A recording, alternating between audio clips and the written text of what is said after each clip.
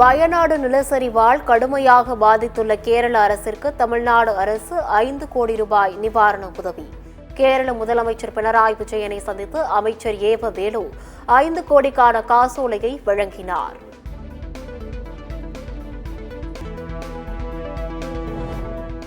கேரளாவுக்கு கூடுதல் உதவிகள் தேவைப்பட்டால் கண்டிப்பாக வழங்கப்படும். சென்னையில் முதலமைச்சர் மு க ஸ்டாலின் பேட்டி.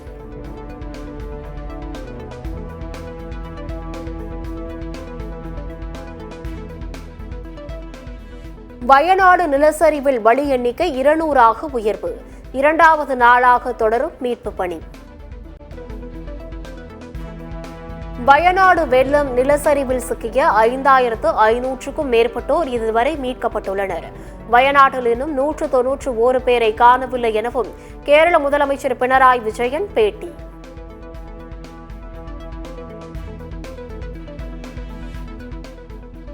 வயநாட்டின் அட்டமலை, சூரல்மலை பகுதிகளில் முழுவீச்சில் நிவாரணப் பணிகள் நடைபெற்று வருகிறது.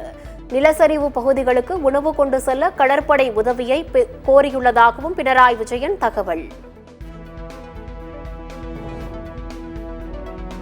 ஆசிரியர்கள் மாணவர்களுக்கு பாடம் நடத்தினால் மட்டும் போதும், வேறு பணி செய்ய தேவையில்லை. பள்ளி கல்வித்துறை அமைச்சர் அன்பில் மகேஷ் பொய்யாமொழி பேட்டி.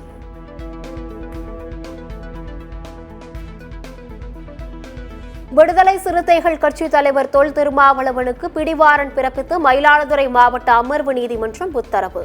2003 நடைபெற்ற மதமாற்ற தடை சட்டத்திற்கு எதிரான பேரணியில் நடந்த கலவரம் தொடர்பான வழக்கில் உத்தரவு. சென்னையை ஏழை நடுத்தர மக்கள் வாழ தகுதியற்ற மாநகரமாக மாற்றுவதுதான் திமுகவின் திட்டமா?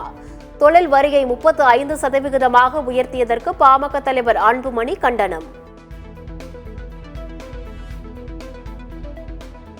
புதுச்சேரி சட்டப்பேரவையிலிருந்து எதிர்க்கட்சி உறுப்பினர்கள் ஆளுநர் உரையை புறக்கணித்து வெளிநடப்பு. மத்திய பட்ஜெட்டில் புதுச்சேரிக்கு சிறப்பு நிதி ஒதுக்காததற்கு எதிர்ப்பு. வயநாட்டில் நிலச்சரிவின் கழிவுகளாலும் உயிரிழந்தவர்களின் சடலங்களாலும் நிரம்பி காட்சியளிக்கும் முண்டகை கிராமம். 500 வீடுகள் இருந்த இடத்தில் 50 வீடுகள் கூட இல்லாத சூழல். வேலூர் அடுகம்பாறை அரசு மருத்துவமனையில் பச்சிளம் குழந்தை கடத்தல். குழந்தையை பார்த்துக் கொள்வதாக கூறி கடத்தி சென்ற பெண்ணை போலீசார் தேடி வருகின்றனர். மேட்டூர் அணையிலிருந்து வினாடிக்கு 1.5 லட்சம் கனஅடி நீர் திறப்பு. காவிரி கரையோரம் வசிக்கும் மக்களுக்கு வெள்ள அபாய எச்சரிக்கை. சிவகங்கை அருகே பள்ளி வேன் கவிழ்ந்து விபத்து. 15க்கும் மேற்பட்ட மாணவ மாணவிகள் காயம்.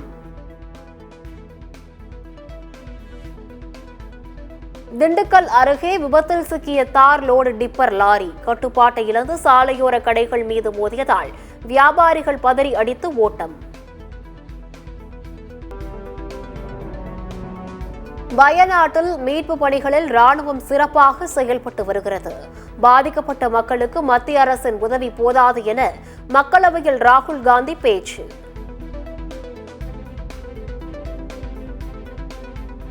நான்கு மாநில சட்டசபை தேர்தலின் போது மக்களவை தேர்தலில் கிடைத்த வெற்றியை பிரதிபலிக்கும் வகையில் செயல்பட்டால் தேசிய அரசியலில் மாற்றம் ஏற்படும். காங்கிரஸ் நாடாளுமன்ற குழு கூட்டத்தில் காங்கிரஸ் மூத்த தலைவர் சோனியா காந்தி பேச்சு.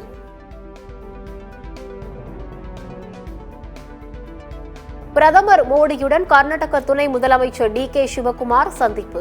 மேகதாது விவகாரத்தில் மத்திய அரசு தலையிட வலியுறுத்தல்.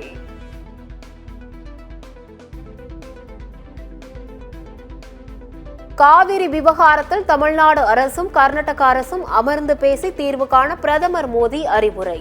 தமிழ்நாடு அரசுடன் பேச்சுவார்த்தை நடத்த தயாராக இல்லை என கர்நாடக துணை முதலமைச்சர் டி.கே. சிவகுமார் திட்டவட்டம். கனமழை குறித்து கேரள மாநிலத்திற்கு 5 நாட்களுக்கு முன்னரே மத்திய அரசு எச்சரித்தது. மத்திய அரசு எச்சரித்தும் கேரள அரசு முன்னெச்சரிக்கை நடவடிக்கைகளை எடுக்கவில்லை என்று நாடாளுமன்றத்தில் எதிர்க்கட்சியின் குற்றச்சாட்டிற்கு மத்திய உள்துறை அமைச்சர் அமித் ஷா பதில். கர்நாடகாவில் காங்கிரசுக்கு எதிரான பேரணியில் கூட்டணி கட்சியை மதிக்கவில்லை என குற்றச்சாட்டு.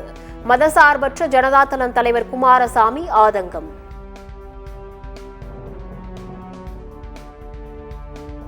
போலி ஆவணங்களை கொடுத்து ஐஏஎஸ் பணியில் சேர்ந்ததாக தொடரப்பட்ட வழக்கில் பூஜா கேத்கரின் ஐஏஎஸ் தேர்ச்சி அதிரடி ரத்து. எதிர்காலத்தில் மீண்டும் குடிமை பணி தேர்வுகளை எழுதவும் தடை விதித்து மத்திய அரசு உத்தரவு.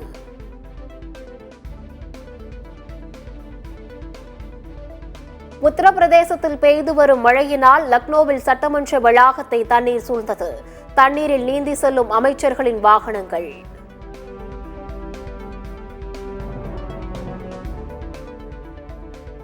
வாணியம்பாடியில் ரேஷன் அரிசி ஏற்றி சென்ற லாரி குடிநீர் குழாய் பணிக்காக தோண்டப்பட்ட பள்ளத்தில் சிக்கி விபத்து.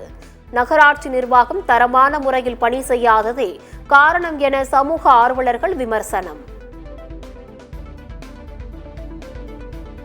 சீனாவில் அரசு ஊழியர் வெளிநாடு செல்ல தடை. ரகசியங்களை பாதுகாக்க சீனா நடவடிக்கை. புதிய விதிமுறைகள் செப்டம்பர் மாதத்திற்குள் அமலுக்கு வரும் என தகவல். ஒலிம்பிக்கில் 7 மாத கருவை சுமந்து கொண்டு போட்டியில் களமிறங்கிய வாள்வீச்சு வீராங்கனை நடா ஹபீஸ். எகிப்து வீராங்கனைக்கு குவிந்து வரும் பாராட்டுகள். டெஸ்ட் தரவரிசை பட்டியலை வெளியிட்டது சர்வதேச கிரிக்கெட் கவுன்சில். 872 புள்ளிகளுடன் இங்கிலாந்து வீரர் ஜோ ரூட் நம்பர் 1 இடத்திற்கு முன்னேற்றம். 859 புள்ளிகளுடன் நியூசிலாந்து வீரர் கேன் வில்லியம்சன் 2வது இடம்.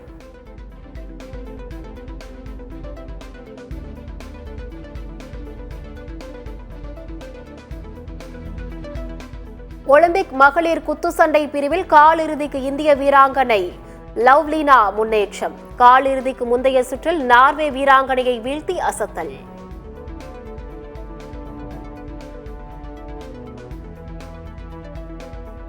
பாரிஸ் ஒலிம்பிக் வில்வித்தை போட்டியில் இந்திய வீராங்கனை தீபிகா குமாரி அடுத்த சுற்றுக்கு முன்னேற்றம். அடுத்த சுற்றில் ஜெர்மனி வீராங்கனையை எதிர்கொள்கிறார். ஹமாஸ் அமைப்பின் தலைவரான இஸ்மாயில் ஹனியே உயிரிழப்பிற்கு இஸ்ரேலை பழிக்கு பழி வாங்குவோம். ஈரான் திட்டவட்டம்.